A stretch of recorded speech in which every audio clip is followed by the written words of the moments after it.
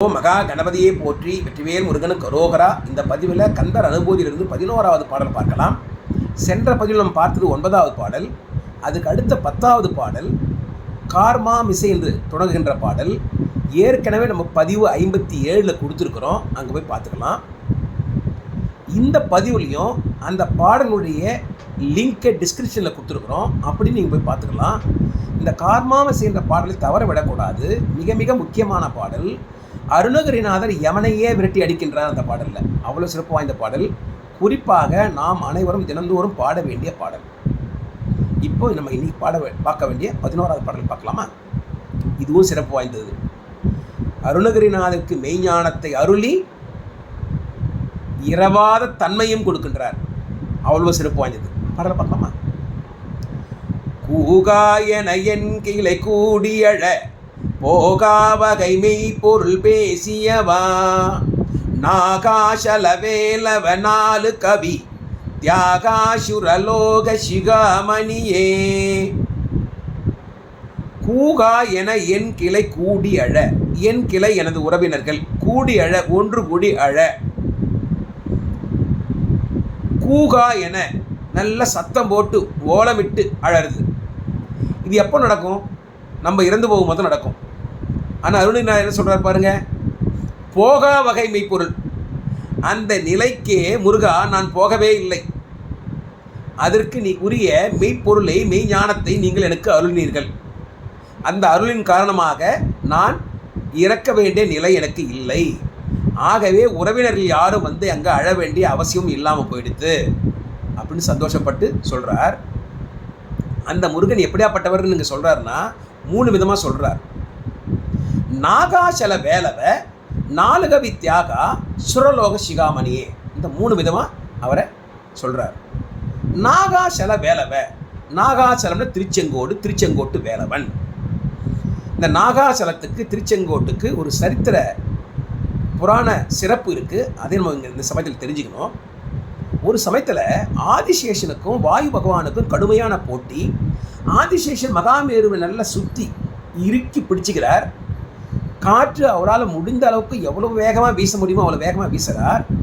அந்த சமயத்தில் அந்த மகாமேரு மலையிலிருந்து உடைஞ்ச துகள்கள் இங்கே அங்கேயுமே விழுந்தது. அது விழுந்த ஒரு இடம்தான் இந்த நாகாச்சலம். ஆதிசேஷன் மூலமாக அது வந்ததுனால இது நாகாச்சலம். அந்த மலை கொஞ்சம் சிவப்பாக இருக்கிறதுனால செங்கோடு, திருச்செங்கோடு, திருச்செங்கோட்டு வேலவன், நாகாச்சல வேலவன். அவர் அருணகிரிநாதருக்கு என்ன கொடுத்துருக்காரு பாருங்க அந்த முருகன். 4 கவி தியாகா, 4 விதமான கவி பாடும் திறனை அந்த முருகன் தியாகம் செய்தவர். அதாவது அருணகிரிநாதருக்கு அருள் செய்தவர். அது என்ன 4 கவி? இந்த கவி பாடத்தில் 4 விதமான திறமைகள் உண்டு. ஒன்று ஆசு கவி. ஒரு கருத்தை நம்ம சொன்னோம்னா அந்த கருத்துக்கு ஏற்றபடி உடனடியாக பாடல் புனைந்து பாடுவது, அந்த திறமை உள்ளவர்கள்லாம் ஆசு கவி. அடுத்தது ஒரு கவியை மிக மதுரமாக இனிமையாக இயற்றி பாடுவது, அது மதுர கவி. அடுத்தது சித்திரக்கவி. இவங்கெல்லாம் பாடல் மூலமாகவே சித்திரத்தை வரைஞ்சிடுவாங்க, ஒரு ஓவியத்தை வரைஞ்சிடுவாங்க. அப்படி பாடல் மூலமாகவே ஓவியம் வரையக்கூடிய திறமையில் பாடுறவங்க எல்லாருமே சித்திரக்கவி. அடுத்தது வித்தார கவி. ஒரு செய்தியை மிக விரிவாக விளக்கமாக பாடல் மூலமாக பாடுவது, அது வித்தார கவி. அருணகிரிநாதர் இந்த 4 திறமைகளும் பெற்றவர். முருகன் அவருக்கு அதை அருள் செய்தவர். அதான் 4 கவி தியாகா. அடுத்தது சுரலோக சிகாமணியே. முருகன் யாரு? சுரலோகத்திற்கு, தேவலோகத்திற்கு சிகாமணியாக திகழ்பவர். அப்படின்னா தேவர்களுக்கெல்லாம் அவர் தேவராக இருப்பவர். அவருக்கு மேலே ஒரு தேவர் இல்லை. இந்த விஷயத்துக்கு திருவருட்பால வள்ளலார் சுவாமிகள் நம்ம கந்தக்கோட்டை முருகனை பற்றி ஒருமையுடன் நின்னது திருமலரடி நிற்கின்ற உத்தமர்தம் உறவு வேண்டும்ன்ற பாடல் பாடும் பொழுது கடைசியாக ஷண்முக தெய்வமணியேன்னு முடிக்கிறார். அந்த முருகன் ஷண்முகன், ஆறுமுகன் எப்படியாப்பட்டவர்? தெய்வமணி, தெய்வங்களுக்கெல்லாம் மணியாக திகழ்பவர். அப்படின்னா தெய்வங்களுக்கெல்லாம் தெய்வம், தெய்வங்களுக்கெல்லாம் மேலான பொருள். இவருக்கு மேலே ஒரு தெய்வம் இல்லை.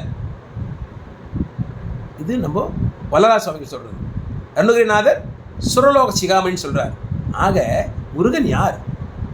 தெய்வ சிகாமணி, தெய்வங்களுக்கெல்லாம் தெய்வம். இவருக்கு மேலே ஒரு தெய்வம் இல்லை அப்படின்னா இவரே பரம்பொருள். அந்த சுரலோக சிகாமணி, தெய்வ சிகாமணி, 4 கவி தியாகத்தை செய்தவர், திருச்செங்கோட்டிலிருந்து அருள் செய்பவர். அந்த முருகன் அருணகிரிநாதருக்கு மெய்ஞானத்தை அருளி இரவாத தன்மையையும் அருள் செய்தார். அப்படின்னா அருணகிரிநாதர் முருகனுடன் 2 கலந்து விடுகின்றார். இனி அவர் பிறக்கவே தேவையில்லை. இந்த நேரத்தில் இந்த பாடலில் ஒரு 2 முக்கியமான செய்தி நம்ம பார்க்கணும். ஒன்று, கூகா என என் கிளை கூடியழ போகா வகை நீ பொருள் பேசியவா. அருணகிரிநாதனுடைய இறந்து போன உடல் இருந்தால் தானே அந்த உறவினர்கள்லாம் வந்து அங்கே அழ முடியும். அருணகிரிநாதர் அவருடைய உடலிருந்து உயிரை எடுத்து இந்த கிளி ரூபத்தில் செலுத்தி அந்த கதைக்குள்ள நம்ம போகலை. இப்போது போகும் பொழுது இந்த சம்பந்தாண்டர் என்ன பண்ணா, அந்த உடலை, அருணகிரிநாதரோட உடலை எரிச்சிட்டான். அந்த உடலே அங்கே இல்லை. இருந்தால் தானே உடல் வந்து அழ முடியும். ஒன்று. 2வது, அருணகிரிநாதர் இறக்கவே இல்லை, கிளி ரூபத்தில் கிடச்சிச்சு அவருக்கு. ஆக அழ வேண்டியதில்லை. இன்னொரு முக்கியமான விஷயம் என்ன சொல்லப்படுதுன்னா, இந்த கந்தர் அனுபூதியில் முருகனுடைய கோவில்கள் எந்த கோவிலும் குறிப்பிடப்படவில்லை. ஆனால் இங்கே நம்ம என்ன பார்த்தோம், நாகாச்சலம், திருச்செங்கோடு குறிப்பிடப்பட்டிருக்கு. அறிஞர்கள், ஞானிகள் இதுக்கு ஒரு செய்தியை சொல்கிறாங்க. அந்த செய்தி நமக்கு இங்கே தெரிஞ்சுக்கணும். கந்தர் அலங்காரத்தில் தெய்வ திருமலை செங்கோட்டில் வாழும் செழுஞ்சுடரேன்ற பாடலில் செங்கோட்டில் வாழும் செழுஞ்சுடரே, தெய்வ திருமலையாகிய செங்கோட்டில் திருச்செங்கோட்டில் இருந்து அல்வாழ்த்து கொண்டிருக்கும் முருக கடவுளே, அவர்கிட்ட என்ன சொல்கிறார் அவர்? மறவேன் உன்னை நான் மறக்கவே மாட்டேன் முருகா. ஆனால் நீங்கள் என்ன பண்ண தெரியுமா, எனக்கு இந்த வீடு குலைய முன்னே வந்து காத்துருளே. இந்த வீடு, இந்த உடல் குலைவதற்கு முன்னாடி, அழிந்து போவதற்கு முன்னாடி நீ என்னை காப்பாற்றி கொடுக்க வேண்டும் அப்படின்னு கேட்டிருக்கார். இந்த பாடலையும் நம்ம 45 பதிவு பண்ணியிருக்கிறோம். மிக முக்கியமான பாடல். அங்கே போய் பார்த்துக்கங்க எல்லாரும். அருணகிரிநாதர் அவர் உடலிருந்து உயிர் எடுத்து கிளி ரூபத்தில் கொடுத்ததுக்கு அப்புறமா அந்த சம்பந்தாண்டர் அந்த அருணகிரிநாதர் உடலை எரிச்சிட்டார். அந்த உடல் குலைவதற்கு முன், அழிவதற்கு முன் முருகக் கடவுள் கிளிரூப உடலை கொடுத்து அருணகிரிநாதரை காப்பாற்றினார். அருணகிரிநாதர் என்ன கேட்டார்? அலங்கார பாடலில் இந்த வீடு குலைய முன்னே காத்துள்ள வேணுமென்னு கேட்டார்.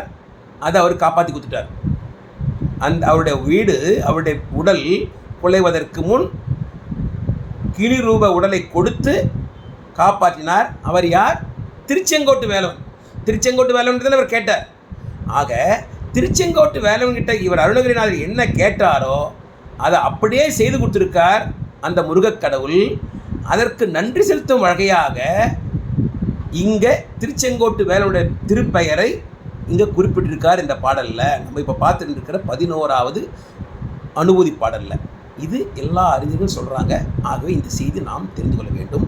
அவ்வளவு சிறப்பு வாய்ந்த பாடல். ஆக இந்த 11வது பாடல் நம்ம தெரிஞ்சு கொள்வது என்னென்னா, முருகக் கடவுள் தெய்வங்களுக்கெல்லாம் தெய்வம், 4 கவித்திறனை அருணகிரிநாதருக்கு கொடுத்தவர், திருச்செங்கோட்டிலிருந்து நமக்கு அருள்வாழ்த்து கொண்டிருக்கும் முருகக் கடவுள் அருணகிரிநாதருக்கு மெய்ஞானத்தை அருளி அந்த மெய்ஞானத்தின் காரணமாக இரவாத தன்மையும் கொடுத்திருக்கின்றார்.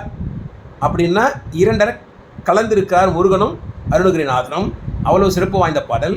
ஆக இந்த பாடல் நாம் தினமும் பாடி பாடி பாடி முருகனுடைய அருள் பெற்றுக்கொள்ள வேண்டும். நாமும் முருகனுடன் 2 கலக்க வேண்டும். அதுக்கு அவனுடைய அருள் நமக்கு கிடைக்கும். பாடல பார்க்கலாமா? கூகாயன என் கிளை கூடியழ போகா வகை மெய் பொருள் பேசியவா, நாகாசல வேலவ 4 கவி தியாகாசுரலோக சிகாமணியே. வெற்றிவேல் முருகனுக்கு அரோகரா, ஞானவேல் முருகனுக்கு அரோகரா. தவறாம கருத்துக்களை அந்த கமெண்ட்ஸில் பதிவு பண்ணுங்க. வெற்றிவேல் முருகனுக்கு அரோகரா. ஓம் சரவண பவ.